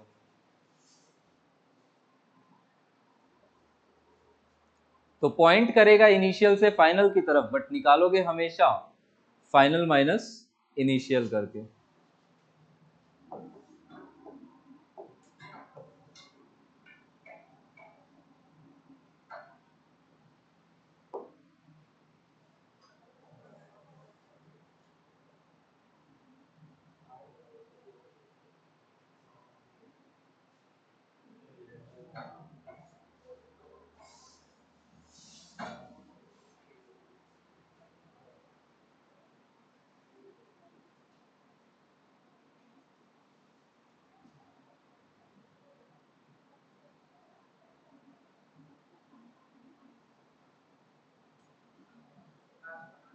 हो गया, कितना आया ये, 6 i cap minus 2 j cap plus 2 k cap. Suppose हम इंडिविजुअली आरबी वेक्टर लिखते हैं, आरबी को क्या लिखते हैं हम, 4i minus j plus 5k। R A को क्या लिखते हैं हम, माइनस 2i प्लस जे प्लस 3k। अब इसमें से इसको माइनस करते तो आप इसमें से जो ये माइनस करो, डायरेक्टली आप कोऑर्डिनेट्स भी माइनस करके डिस्प्लेसमेंट निकाल सकते हो, ठीक है। जनरली वो आपको कोऑर्डिनेट्स देंगे और डिस्प्लेसमेंट वेक्टर की जरूरत पड़ेगी फोर्स वर्क वगैरह निकालने के लिए, फोर्स इनटू डिस्प्लेसमेंट करते हैं, वहां पे जरूरत पड़ेगी। तो वो फोर्स दे देंगे, डिस्प्लेसमेंट दे देंगे, और फिर डिस्प्लेसमेंट देने के लिए कोऑर्डिनेट्स बताएंगे। तो आप बस डायग्राम बना के ये डिटरमाइन कर लो किधर से किधर जा रहा है, तो फाइनल वाले का कोऑर्डिनेट में से इनिशियल वाले को माइनस करोगे, एक्स में से एक्स माइनस करोगे, आई कैप लगा दोगे, y में से y माइनस करके j कैप, और z में से z माइनस करके k कैप, ठीक है। डिस्प्लेसमेंट वेक्टर समझ आया, ठीक है। टाइप्स ऑफ वेक्टर्स में इतना ही था।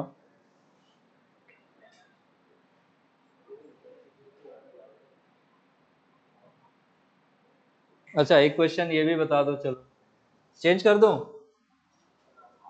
इसी क्वेश्चन में इसी को एक्सटेंड करना, in the above question find unit vector, in the above question find the unit vector in the direction of displacement vector। in the above question find the unit vector in the direction of displacement vector।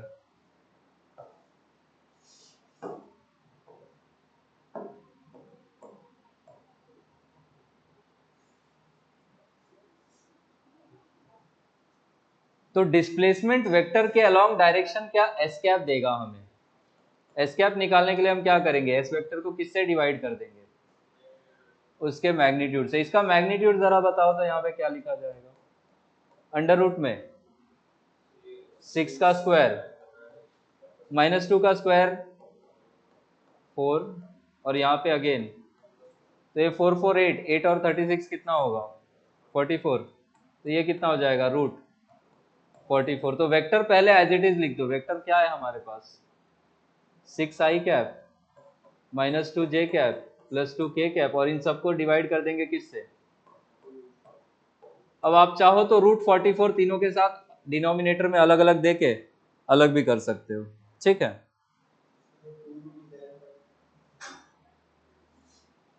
हाँ लिख सकते हो 2 root 11,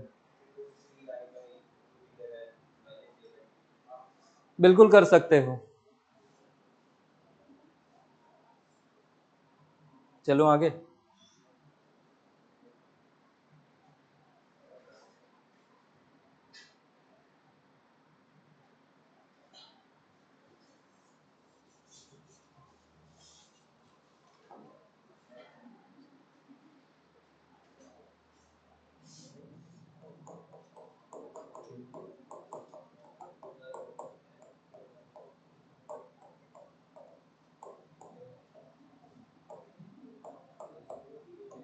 ये heading लगाओ, यहाँ पे scalar से हमारा मतलब होगा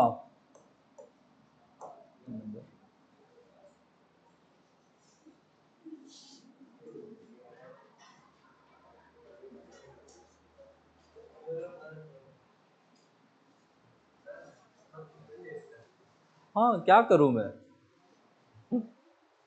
थ्योरी नहीं पढ़ाऊंगा तो भी बोलोगे आधा पढ़ाया। बस थोड़ा ही थ्योरी और है, फिर जैसे एडिशन में घुसेंगे तो इजी हो जाएंगी चीजें। लिखो first point,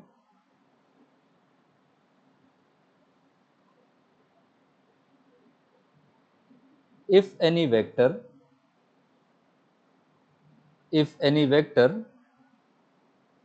is multiplied by a scalar, if any vector is multiplied by a scalar, bracket में n लिख लो, तो if any vector is multiplied by a scalar, bracket में n, its magnitude becomes n times, its magnitude becomes n times, its magnitude becomes n times,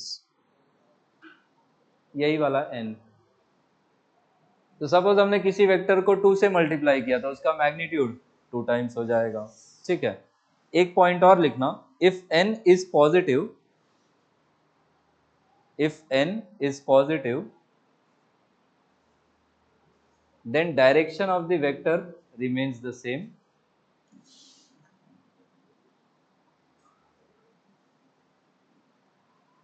if n is positive, direction of the vector remains the same,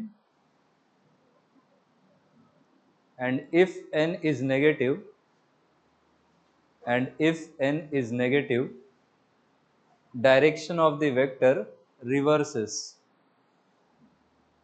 n positive होगा direction same रहेगी, if n is negative direction of the vector reverses.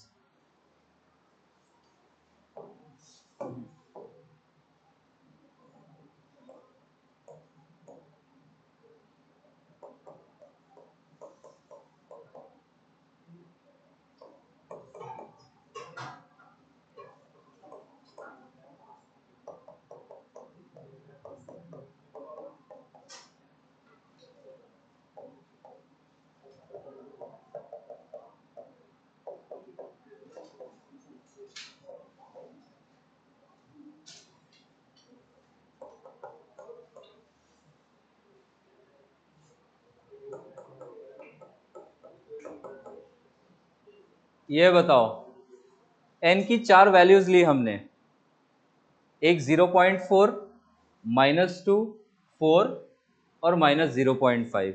ठीक है, अब अगर number 1 से छोटा है और पॉजिटिव है, पॉजिटिव होगा तो डायरेक्शन ए का कैसा रहेगा, सेम रहेगा, बस मैग्नीट्यूड अब कितना टाइम्स हो जाएगा, 0.4 है। तो हम फर्स्ट के लिए क्या बना देंगे, इसी को हम लिख देंगे this is 0.4 A.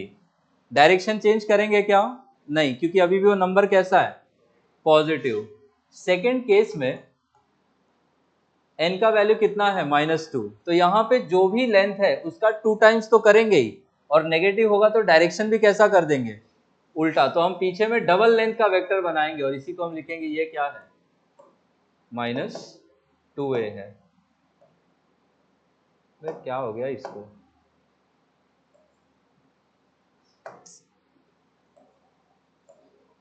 Patience test करता है ये टीवी मेरा। थर्ड में डायरेक्शन चेंज होगा कि नहीं, नहीं, लेकिन मैग्नीट्यूड कितना टाइम्स हो जाएगा, 4 टाइम्स। और फिफ्थ में, ये फोर्थ में मैग्नीट्यूड हाफ होगा और डायरेक्शन उल्टा हो जाएगा। तो ये इधर बना के आप लिख लोगे 0.5।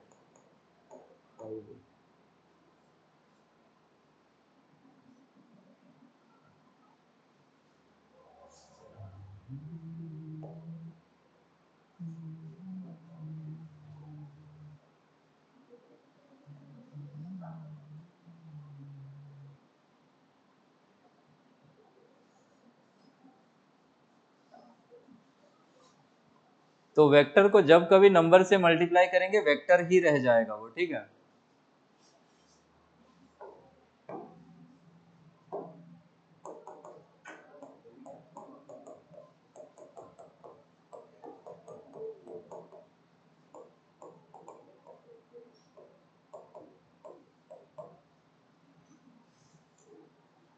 ये क्वेश्चन है अगला।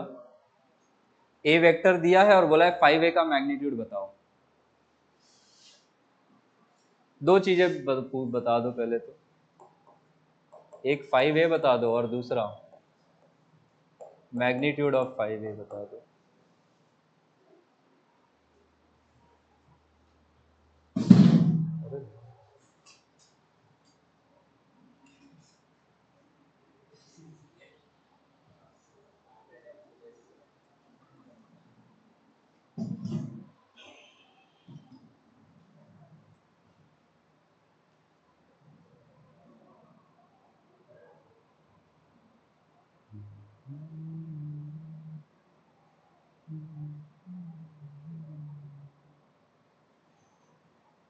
फाइव ए का मतलब अब आई कैप जे कैप के कैप सबको 5 से मल्टीप्लाई कर दो, कितना हो जाएगा वो वेक्टर, कितना बन जाएगा 10 आई कैप, 15 जे कैप और 20 के कैप।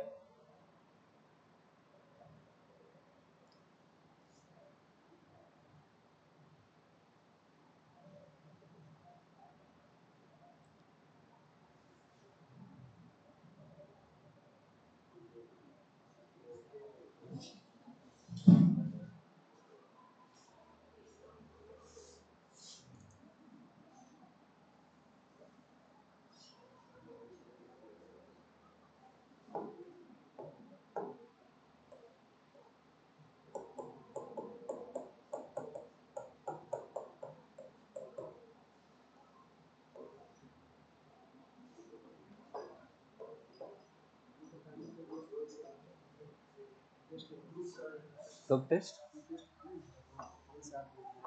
5 से 8। अच्छा, आप लोगों को कल टेस्ट के लिए बोले थे क्या? क्या बात, सच्ची बताओ, मुझे याद नहीं, बोला था नहीं?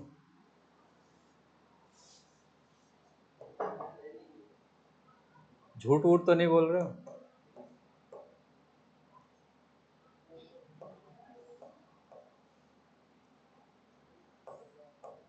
कितना वीक हो गया आपके टेस्ट को? 2 हफ्ता हो गया, टाइम आ तो गया फिर टेस्ट का। संडे वाले में बोल दिया क्या मैंने?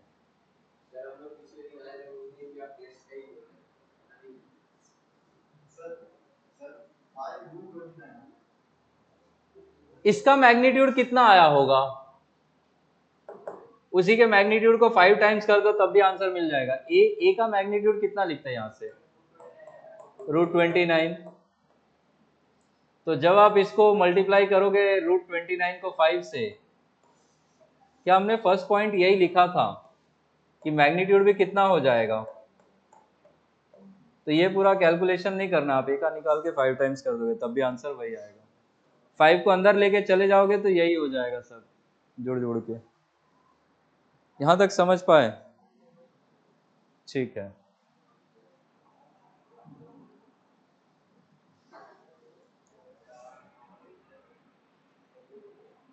अब आते हैं काम की चीज पे, वेक्टर एडिशन। यहां से खेल शुरू होगा। इसका डेरिवेशन पूछेंगे अभी जो भी डिराइव करवाऊंगा, ठीक है। 3 लॉज हैं वेक्टर एडिशन के, आपको तीनों के स्टेटमेंट्स मैथमेटिकली कैसे लिखते हैं वो एक तो समझना है, शॉर्ट नोट्स पूछ लेंगे, और दूसरा वो रिजल्टेंट का मैग्नीट्यूड निकालने के लिए डेरिवेशन पूछ लेंगे। ये स्टैंडर्ड क्वेश्चन है जो स्कूल्स में रिपीट होगा, आपके स्कूल में नहीं पूछा किसी और में पूछ ही लिया जाएगा, ठीक है। तो वेक्टर एडिशन लगाए heading.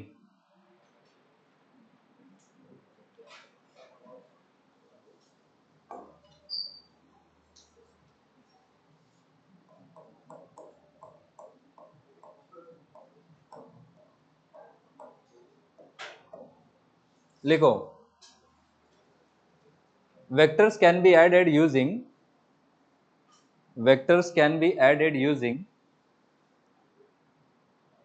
any of the following laws. Vectors can be added using any of the following laws. 1 2 3 करके लिखना. Any of the following laws. First है triangle law of vector addition. सिर्फ ट्रायंगल लॉ भी लिख सकते हो. First है ट्रायंगल लॉ. सेकंड है पैरेललोग्राम लॉ. और थर्ड है polygon law. Triangle law, parallelogram law, polygon law.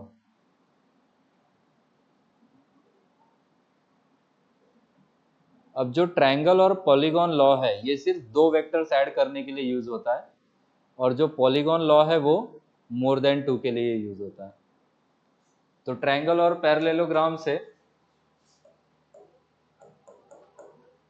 ऐसा एक ब्रैकेट निकाल के लिखना. For adding two vectors.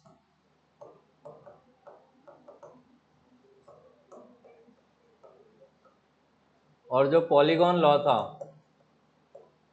इसमें लिख लेना फॉर एडिंग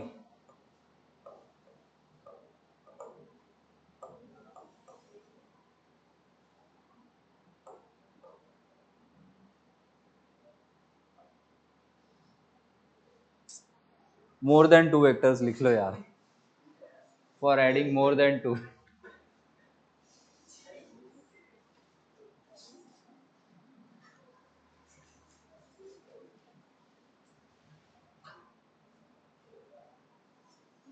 दुर्गापुर में कहीं पे दुकान जानते हो क्या, पैनल वैनल जहाँ पे देखता है? किसी को आइडिया है ऐसा स्मार्ट पैनल कहाँ पे सर्विसिंग वगैरह होता है? नहीं.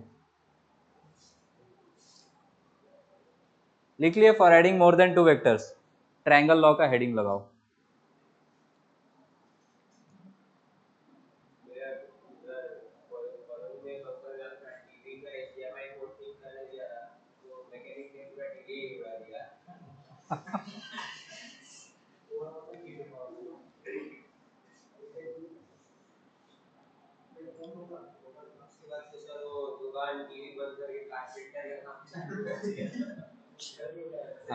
अंकल का टिपिंग पॉइंट था आपका टीवी की. बस आज से भाई प्रोफेशन चेंज करेगा.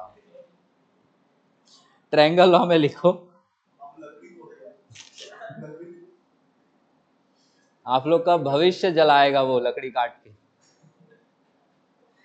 इट स्टेट्स दैट, इसका स्टेटमेंट लिखे. It states that if the two vectors to be added, it states that if the two vectors to be added are placed along, if the two vectors to be added are placed along two successive sides of a triangle, if the two vectors to be added are placed along two successive sides of a triangle, then the third side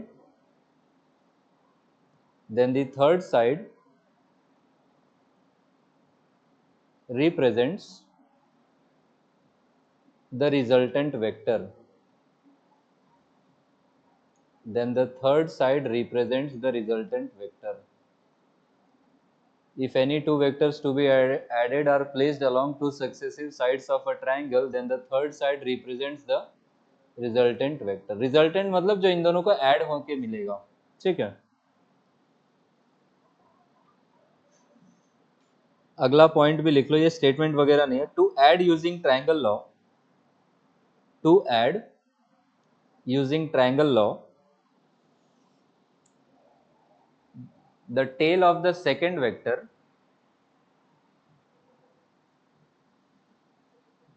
to add using triangle law, the tail of the second vector is placed on the head of the first vector. The tail of the second vector is placed on the head of the first vector.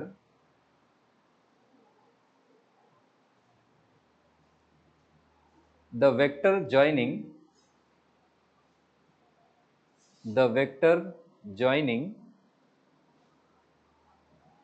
tail of the first vector, the vector joining tail of the first vector with the head of the second vector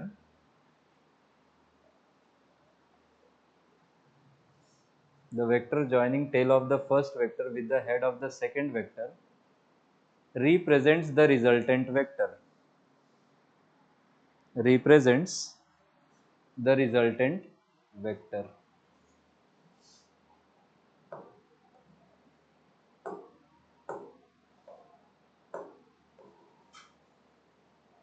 बस 4-5 minute और, derivation कल ही हो पाएगा। Suppose यहाँ पे ये vector A है, हाँ स्टेटमेंट पूछते हैं क्यों पूछते हैं ये, इसका जवाब मेरे पास भी नहीं है, ये मैं अपने बचपन से ही पूछ रहा हूँ, बट स्टिल अभी भी नहीं है मेरे पास जवाब। तब तो इंटरनेट भी नहीं था, अब तो है। एनीवेज, ये दो वेक्टर्स दिए हैं ए और बी। आपको बोला जा सकता है कि ए प्लस बी वेक्टर क्या होगा, और आपसे बोल सकते हैं कि बी प्लस ए वेक्टर क्या होगा। ठीक है, जब हम ए प्लस बी करेंगे या सॉल्व करना चाहेंगे तो ए हो जाएगा हमारा पहला वेक्टर और बी हो जाएगा हमारा दूसरा वेक्टर। यहाँ पे बी हो जाएगा फर्स्ट वेक्टर और ये हो जाएगा सेकेंड वेक्टर। अब पहले वेक्टर को एज इट इज रखना है हमेशा। क्या शिफ्टिंग अलाउड है? बिल्कुल। तो ये रहा पहला वेक्टर, ये पहले वेक्टर का टेल, ये दूसरे पहले का हेड। इसके हेड पे हमें क्या लगाना है? दूसरे का टेल। तो इसको हमने वहां से पैरेलल टू इटसेल्फ शिफ्ट करवाया और ये बना दिया। क्या ये समझ पा रहे हो? पहले की टेल पे दूसरे के हेड को लगाना है। अब हमने एक बात लिखवाई थी कि इसका टेल और इसका हेड, ये क्या दो सक्सेसिव साइड्स भी हो गए ट्रायंगल के। तो ये जो थर्ड वाला साइड है यही क्या दे देगा आपको? Resultant vector. और इसी आर वेक्टर को हम यहाँ पे क्या लिखेंगे? ए प्लस बी। आया समझ में? अब बी प्लस ए करने के लिए फर्स्ट वेक्टर को एज इट इज बनाना है, तो अब बी को हम एज इट इज बनाएंगे। ये रहा बी, बी को हमने एज इट इज ड्रॉ करा। इसके हेड पे किसको लगा देंगे? दूसरे को। तो इसको शिफ्ट करवाया हमने। अरे मां कसम, हड़का देगा यार ये टीवी किसी को। एनीवेज, क्या ये दो सक्सेसिव साइड्स बन गई ट्रायंगल की? थर्ड साइड कौन सी होगी? बी के टेल को किससे ज्वाइन करें? ए के हेड से। तो ये जो हो जाएगा आर, यहां पे इस आर को हम क्या बोलेंगे? This will be B plus A. अब रिजल्ट आपको ये याद रखना है कि ए में बी को ऐड करो या बी में ए को ऐड करो, आर सेम रहेगा। जो मैग्नीट्यूड यहां है वही मैग्नीट्यूड यहां होगा, जो डायरेक्शन यहां है वही डायरेक्शन यहां भी होगा। आ रहा है बात समझ में? इतना बना लो, जाओ डेरिवेशन नेक्स्ट क्लास में करेंगे।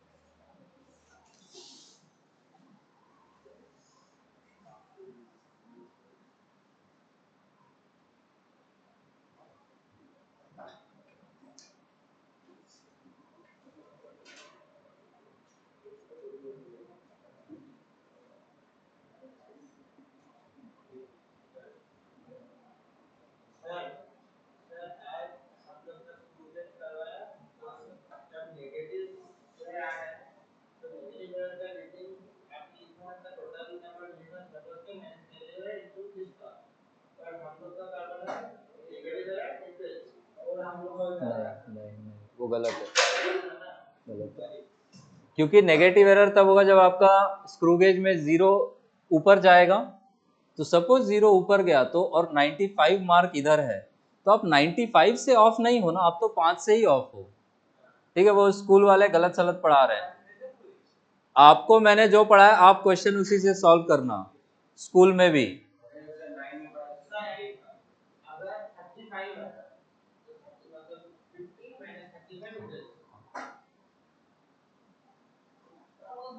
नेगेटिव जीरो एरर में हमेशा बड़ा वाला लाइन कोइंसाइड करेगा। ठीक है,